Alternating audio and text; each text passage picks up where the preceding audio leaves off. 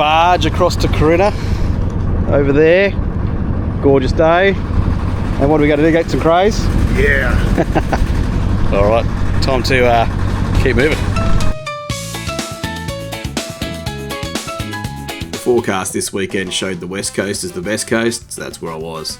Jumped in the car, cruised along the coast, and went on the Fatman barge across at Corinna. Then just jumped in the water to see what I could find. So there's some fish. As you can see, I was looking at a sweep. Did not rush the shot. So I didn't want to just get more footage of me missing sweep because that's not as tasty. I'd rather have sweep. So I take another dive, nice and calm, lined it up, and where is it? Oh, I missed it. Lovely. That's alright. This gun is pretty quick to reload, the old Rob Allen Scorpia. So up, reload, back down for another squiz.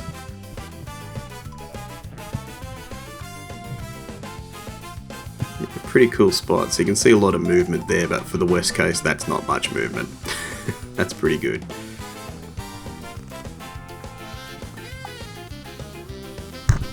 There we go, got myself some dinner.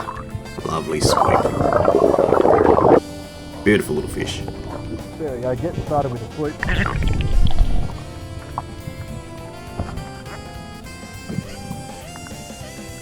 So yeah, cool little spot. I thought, alright, I've got one meal, can I get another meal? There's plenty of meals around if you know how to hit the fish.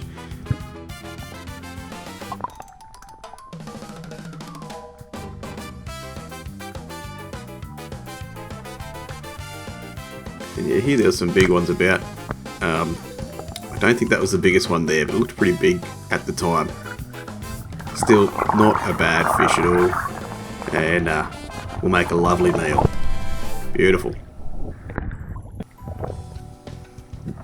There's a nice little band of Morwong. Thought I'd check out his home. No crays there. So generally the West Coast is a bit easier for finding crays. I don't really go after crays too much, but I was with Ryan, we were pretty keen to find them. With Adrian, I know he was keen to get his first cray. So we were looking through holes, and most of that footage is pretty boring.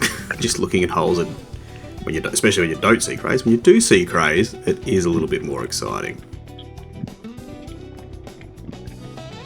So this was a cool little gully, little valley that Ryan found. He shot a really nice Bastard Trumpeter here. I didn't get it on film. It was 53 centimeters. Quite a large fish, but it was very fat. Very, very fat, that fish.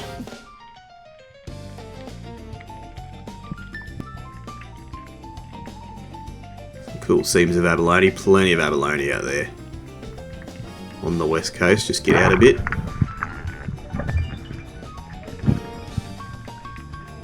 So here, Ryan's found a Cray Hole and he's telling me about it. So I don't know if you can see him there.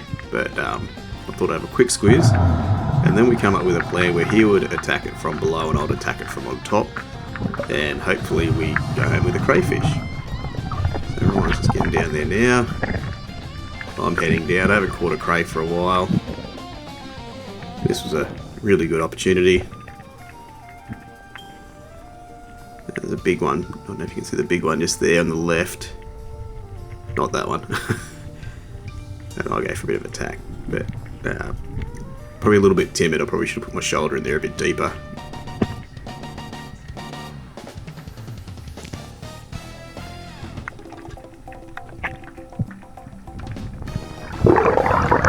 Yeah, no crays that time. But we have a second attempt.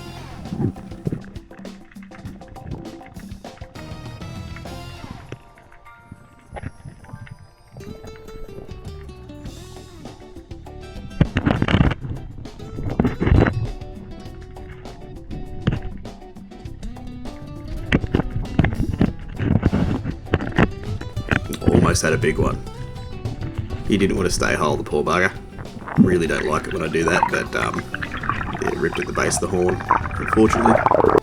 And there's a couple little ones just checking us out. Yeah, so Ryan got one of those nice crays. I didn't manage to get one that time. So we decided to look around a bit further. I think we've got the biggest one out of there. The other biggest one had hidden. Just looking for more. Oh, and then they're raining from the sky. Now what's interesting with this one is I thought this one might have been one of the females that we released. But then after I watched the footage I was thinking, maybe it was just one that bailed. It's alright. I think I just gave a little pat on the carapace. I didn't try to catch it. Yeah, probably should have had a bit more of a look at that one. But if it was a girl, hopefully she's fine now. Then we got into the next spot. So this spot was just Adrian and myself. Ryan was off doing some other stuff at this point. And again, a bit of cray fever, so I was looking at a lot of holes. I didn't take anything from this spot, actually. Didn't pull the trigger. I was just looking in lots of holes, probably staying a little bit shallow to find anything too exciting. These globefish, I saw heaps of those, but apparently this is the only one that I filmed. I probably saw about close to a dozen, I think.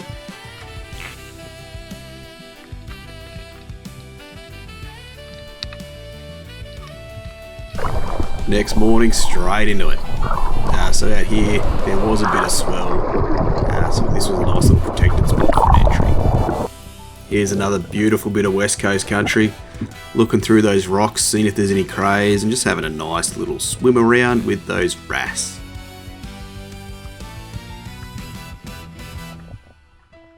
I feel a bit rude with this surface shot here. I take this nice fish and then Adrian comes over.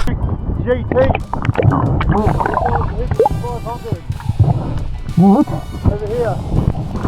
GT just here. I've got a blue throat wrasse again. No. So bigger one. You want to stand at the head of the beard and you want to cut it and create some burley.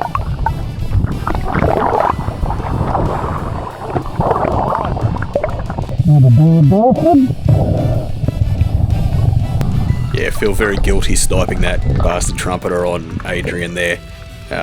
He hasn't shot one before, so a over 50 centimetre model for his first fish would have been pretty damn cool.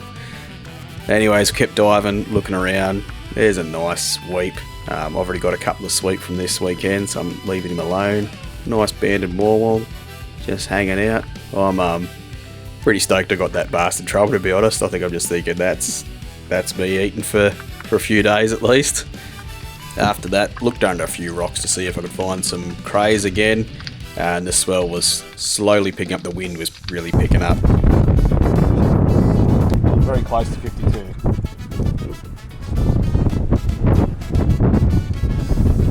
With the sweeping Bastard Trumpeter coming home with me, it was pretty easy to make some lovely crispy skinned fish for dinner this week. Better eat some. Jed's got me on the camera. Yeah, crispy skin sweep. Oh, oh.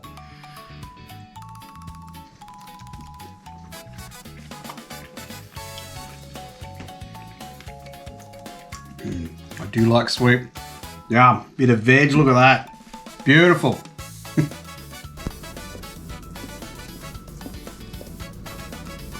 Bone broth mush left over. Bastard Trumpeter's looking good. Nothing like finishing up with a bit of crispy skin Bastard Trumpeter and veg.